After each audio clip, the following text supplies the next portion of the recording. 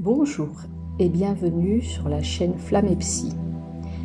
Vous y trouverez des tirages d'oracles relatifs aux énergies de la semaine pour les flammes jumelles, mais aussi des outils tels que des méditations et des soins pour favoriser le parcours flamme jumelle qui passe par l'intégration de l'amour inconditionnel qui nous rapproche de notre âme et qui est un nécessaire retour à soi-même dans ce parcours.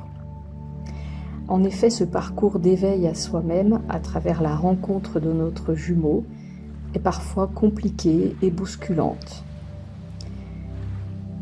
Si vous avez besoin d'un temps personnalisé dans ce parcours, vous pouvez me contacter avec l'adresse mail que vous trouverez sous la vidéo afin de prendre un rendez-vous personnalisé. Vous pouvez également faire un don pour soutenir cette chaîne. Vos commentaires, témoignages et partages sont également les bienvenus. N'hésitez pas à vous abonner et à actionner la cloche pour être prévenu des dernières nouveautés. Je reviens vers vous pour les énergies du 19 octobre, pour la polarité masculine, féminine et pour le lien dans la relation flamme jumelle. Ce tirage est un tirage général, prenez donc ce qui vibre pour vous. Vous pouvez vous retrouver dans chacune des polarités. Cette semaine, j'ai choisi de travailler avec le Psychic Tarot for the Heart de John Holland. Pour la polarité masculine, 2 cartes sont sorties. La carte numéro 3 de la série des Pentacles, qui est la carte Reach Out, qui nous parle du fait d'atteindre un but, en passant par le fait de travailler en équipe, de se préparer.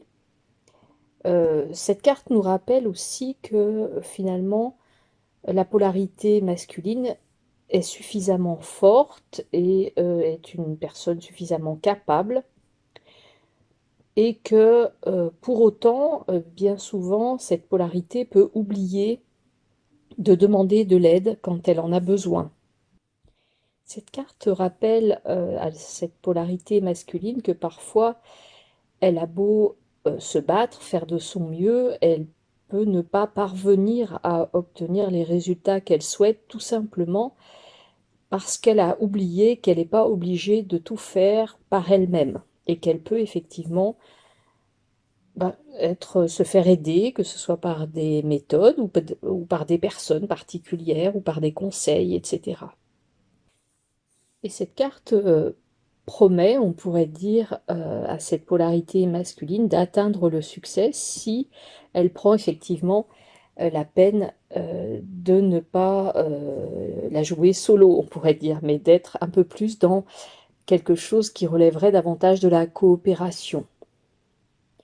Cette carte est également une invitation à vérifier ce que cette polarité masculine est en train d'essayer d'accomplir, notamment sur le plan relationnel, que ce soit dans sa famille, mais peut-être aussi avec ses amis, etc. J'allais dire dans toute la sphère relationnelle en général. Et que, ce faisant, cette polarité est appelée à peut-être planifier davantage les choses et à voir comment les différentes tâches à accomplir pourraient être mieux réparties. En quelque sorte, on pourrait dire que cette polarité masculine est invitée à créer une sorte d'alchimie entre la personne elle-même et puis son entourage. La seconde carte qui est sortie est la carte du chakra du 3e œil, qui nous parle de la couleur indigo, mais également de la glande pituitaire et en quelque sorte, on pourrait dire, de tout ce qui est en lien avec la clairvoyance, le fait d'y voir plus clair justement dans ce qui nous entoure. Donc peut-être que dans cette période, cette polarité masculine sera davantage en capacité de percevoir ce qui est en jeu, peut-être aussi ce qui se cache derrière certaines choses qui nous sont présentées comme des vérités et qui sont peut-être finalement pas si vraies que ça. Donc la polarité masculine est invitée peut-être un peu plus à se fier à son intuition, à son ressenti, à ce qui lui semble sonner juste, et de prendre en quelque sorte ce qui lui parle et de laisser le reste filer, on pourrait dire. Pour la polarité féminine, c'est une arcane majeure qui est sortie, l'arcane numéro 3, qui nous parle de nourriture, mais qui nous parle également d'épanouissement, d'abondance, de nature, de créativité. Cette carte nous rappelle que notamment nos relations doivent être nourries pour pouvoir s'épanouir. Elle nous invite également, ou elle invite, on pourrait dire, la polarité féminine, à pouvoir remarquer l'abondance de bénédictions qui sont présentes dans les relations qu'elle a déjà. Cette carte, du coup, est également une invitation à trouver des moyens de pouvoir euh, montrer aux personnes de notre entourage que nous les apprécions. Cette carte nous parle peut-être aussi du fait que certaines relations autour de nous peuvent, on pourrait dire, s'approfondir, devenir peut-être de plus en plus satisfaisantes, de plus en plus joyeuses, qu'elles peuvent peut-être relever de plus en plus d'intimité à partir du moment où nous y mettons du soin, de l'attention, de l'amour, notamment par rapport à des personnes avec qui nous nous sentons particulièrement, on pourrait dire, en résonance ou en tout cas dans les mêmes vibrations. Et puis cette carte, on pourrait dire, est également une invitation à voir les relations à l'extérieur de nous, bien entendu, mais aussi, pourquoi pas, la relation que nous avons avec nous-mêmes.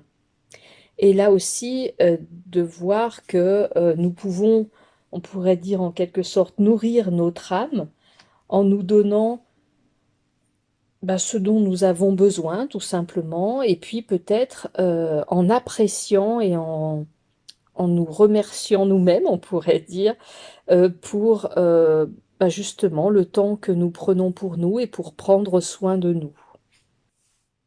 Cette carte est également une invitation à prendre chaque jour, on pourrait dire, contact avec la source, la vie, l'énergie qui est, on pourrait dire, mise à disposition d'une façon infinie par le ciel et aussi par la terre. Donc effectivement, ça peut être tout à fait intéressant dans cette période d'avoir vraiment des temps réguliers pour pouvoir, on pourrait dire, se ressourcer, reprendre de l'énergie.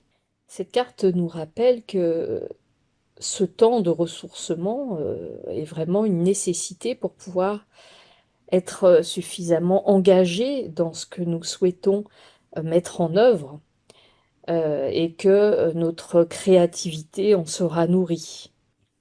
Cette carte peut également nous parler d'une invitation à nous reconnecter à la nature. En règle générale, on pourrait dire que cette carte nous rappelle que le fait de se nourrir soi-même augmente nos vibrations et envoie à l'univers un signal d'amour qui va nous permettre d'attirer dans notre vie cette même vibration. La seconde carte qui est tombée pour l'énergie féminine fait partie de la série des épées et c'est donc l'as d'épée qui nous parle de la clarté de nos croyances. Alors cette carte vient nous rappeler que nous avons en ce moment un grand potentiel pour pouvoir définir qui nous sommes à cet instant de notre vie et pour déterminer nos croyances, notamment par rapport, je dirais, à l'amour et à tout ce que cela peut créer dans notre vie.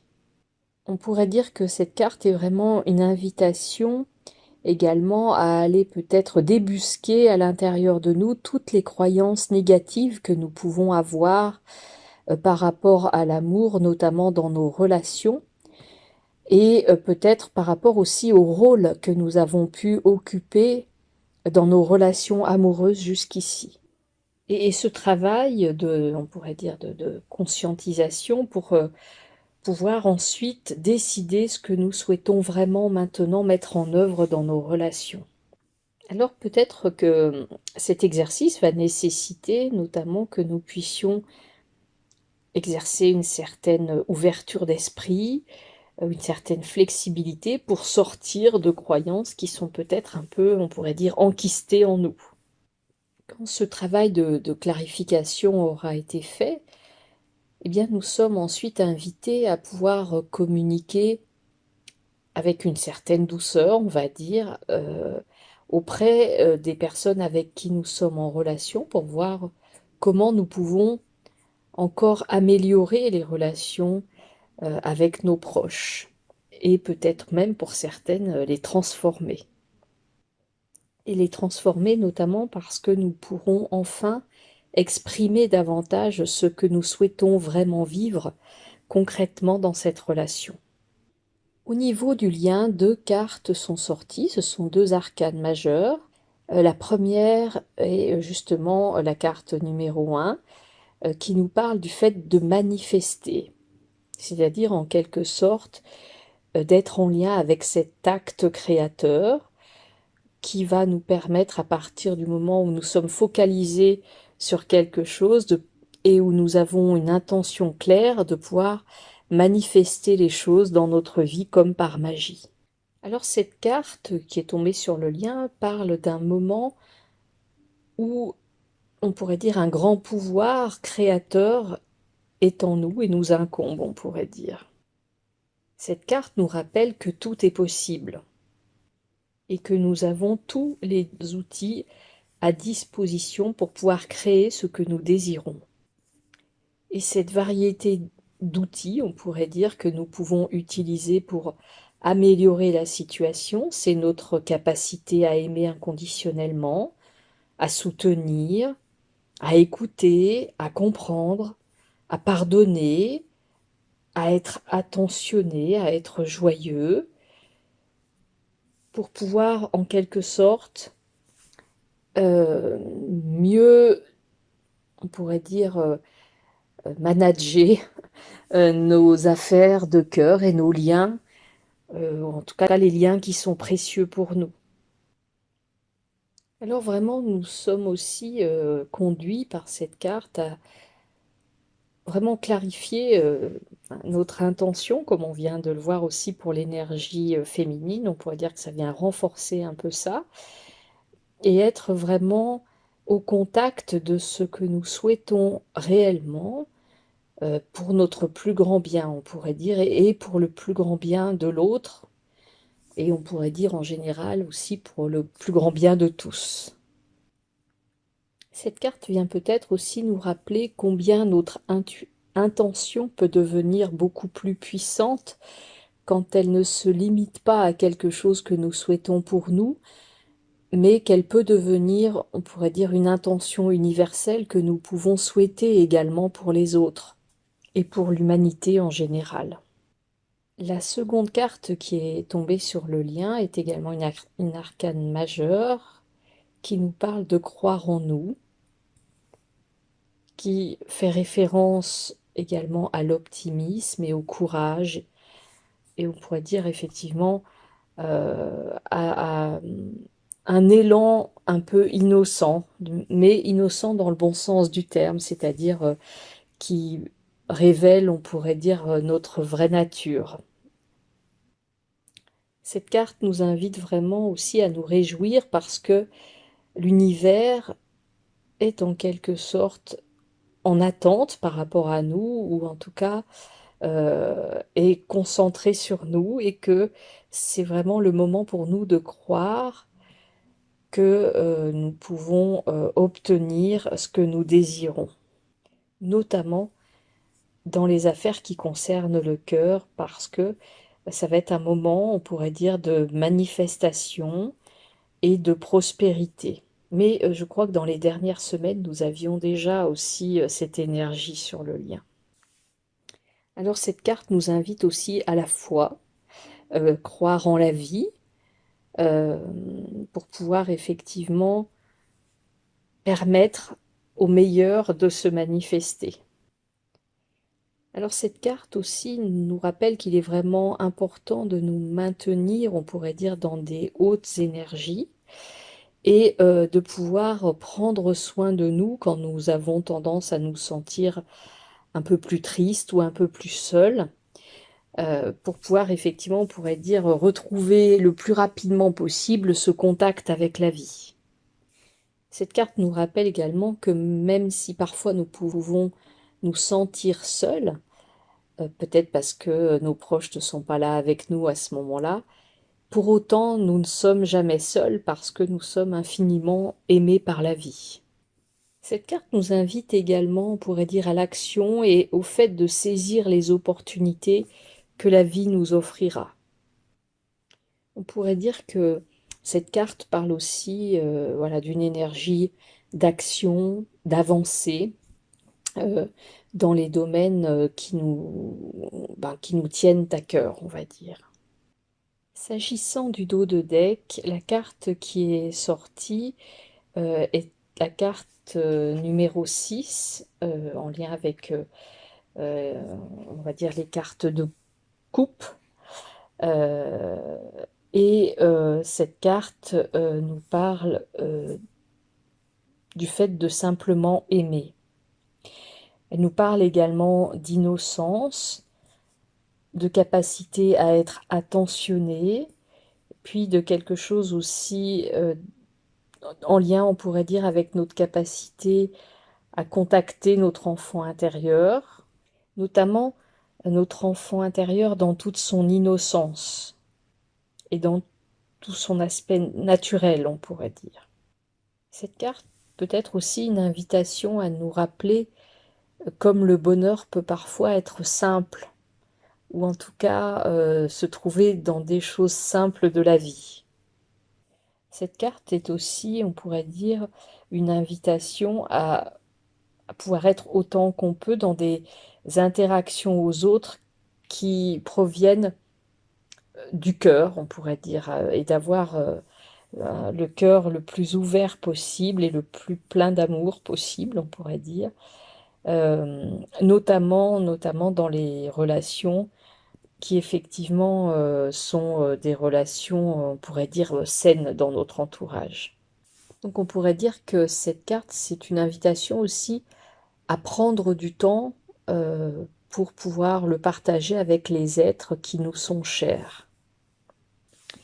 Cette carte peut être aussi quelque chose en lien avec le fait de pouvoir se remémorer tous les bons souvenirs et tous les bons moments, et on pourrait dire de pouvoir les chérir. Alors, dans cette carte, on pourrait dire que l'accent est mis sur le fait d'être attentionné et généreux, tout particulièrement pour les personnes de notre entourage. Et de se rappeler que parfois, des personnes ont simplement besoin d'un peu de notre attention. Mais que ces marques d'attention, c'est justement ce qui va permettre à ces relations de s'épanouir un peu plus. Dans un autre registre, on pourrait dire que cette carte est aussi une carte plutôt positive pour les personnes qui ont le désir d'avoir un enfant. Alors, parfois, il ne faut pas oublier qu'un enfant, ça peut être effectivement ce petit être qui vient dans notre vie, mais ça peut être aussi, pourquoi pas, le fait d'enfanter un projet qui nous tient à cœur. Alors, je me suis quand même attardée aussi sur la carte qui était juste après en dos de deck et qui est une arcane majeure, encore une fois, la numéro 17, qui nous parle de guérison, de sérénité, d'espoir, d'inspiration. Donc, qui est plutôt aussi une belle carte d'espérance, une belle carte effectivement qui nous parle aussi de protection et puis de réussite. Alors, j'ai choisi de pouvoir récolter quelques conseils pour les jours à venir à partir de l'oracle d'Aradia de Staseli Marco. Pour la polarité masculine, deux cartes sont tombées, la carte du combat. Alors cette carte nous rappelle il y a des moments où nous devons combattre, mais parfois il est vraiment important d'apprendre à choisir nos combats pour ne pas dépenser d'énergie inutile. Et que, sauf dans des cas extrêmes comme des cas de légitime défense ou de non-assistance à personne en danger, le reste du temps, la violence est à bannir. Cette carte nous rappelle également que pendant les combats prochains que nous aurons à mener, nous sommes protégés. Cette carte nous enseigne que nous ne devons pas forcément redouter le combat, mais qu'à des moments, nous pouvons tout à fait batailler, on pourrait dire, de manière juste. Et que si nous refusons, nous devrons en assumer les conséquences. Bien sûr, parfois, il est préférable de renoncer au combat parce qu'il y a parfois des solutions plus justes à trouver. Et que parfois, c'est pas parce que nous renonçons que nous serions un perdant. Mais des fois, au contraire, le fait de renoncer, ça peut, je dirais, nous amener à être plus forts qu'auparavant, plus forts dans le sens où nous avons peut-être su résister aux émotions qui nous auraient poussés dans des combats inutiles ou malvenus. La seconde carte qui est tombée pour l'énergie masculine est la carte du jeu. Alors, cette carte nous rappelle qu'un véritable jeu ne se limite pas à un ensemble de règles et à une stratégie, mais il doit être aussi amusant et agréable. Il ne doit être ni mesquin, ni sournois, ni dangereux. Cette carte rappelle que si une personne adopte une stratégie visant à nous nuire, nous sommes en capacité de modifier les règles du jeu en notre faveur, dans le sens aussi d'un rééquilibrage. Cette carte nous appelle peut-être aussi à distinguer des jeux qui seraient, on pourrait dire, des jeux qui nous apportent la joie et l'énergie dont nous avons besoin. Et que, à contrario, il y a parfois des jeux qui sont destinés à dénigrer, se moquer ou brutaliser autrui, et que nous procurer satisfaction aux dépens des autres, bah, c'est pas être dans un jeu ludique, mais c'est plutôt être dans une rivalité, une compétition, un jeu de pouvoir, et j'allais dire des jeux qui sont malveillants et qui représentent un véritable problème, qu'ils soient quel que soit le lieu où ils sont pratiqués. Il nous faut du coup peut-être réfléchir à cela et se poser la question de pourquoi cette violence perdure, peut-être pourquoi elle perdure dans le collectif, mais pourquoi elle perdure peut-être aussi en nous, et qu'est-ce que nous devons corriger de ce point de vue-là, pour, on pourrait dire, sortir de la rivalité et aller davantage vers des relations de coopération et de partage. On pourrait dire aussi des relations qui vont forcément devenir plus intimes, puisque dès qu'il y a violence, dénigrement, culpabilisation et que sais-je encore, l'intimité ne peut pas cohabiter avec ces énergies-là. S'agissant de la polarité féminine, deux cartes sont tombées, la carte du rituel. Alors cette carte est un rappel, peut-être pour dire à cette polarité féminine que des rituels peuvent être une façon positive de scander notre vie. Ça peut être aussi des temps où nous pouvons exprimer notre reconnaissance et notre gratitude vis-à-vis de ce que nous possédons, que ce sont des temps tout à fait utiles pour démarrer ou finir une journée, que cela peut nous apporter la paix et l'inspiration. Mais j'ajouterais également que en ces moments, cela peut nous apporter également des temps de purification et de protection. D'ailleurs, vous trouverez sur cette chaîne un rituel de purification et de protection qui peut être tout à fait intéressant de pratiquer quotidiennement pendant cette période. Cette carte nous rappelle également l'importance des rites de passage, de célébration d'événements, qui donnent à la vie du sens et de la joie.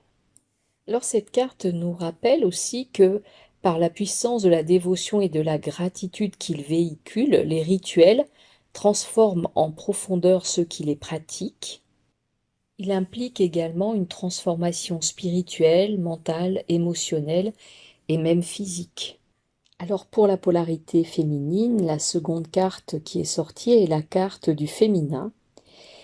Elle nous rappelle qu'il va être important de ne pas avoir peur du féminin et que, en tant que femme, et en tout cas dans cette énergie féminine que nous possédons tous, nous pouvons à la fois être puissants et féminines. Cette carte nous rappelle aussi que finalement, l'objectif visé devra être plutôt l'égalité entre cette énergie féminine et masculine.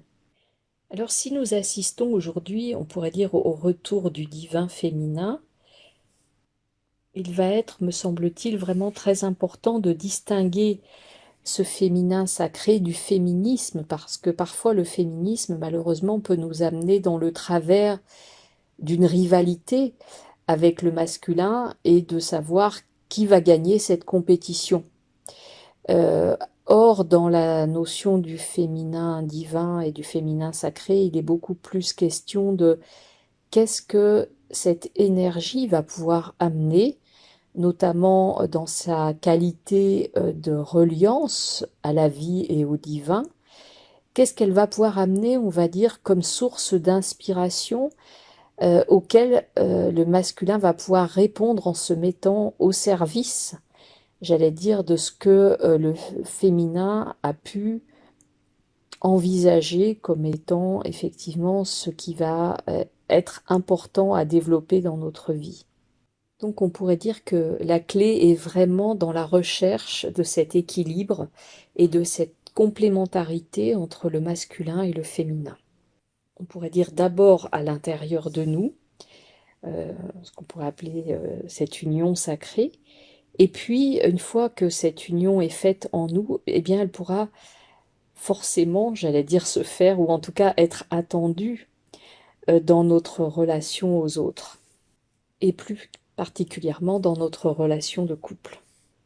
S'agissant du lien, la carte qui est sortie est la carte des femmes de la nuit.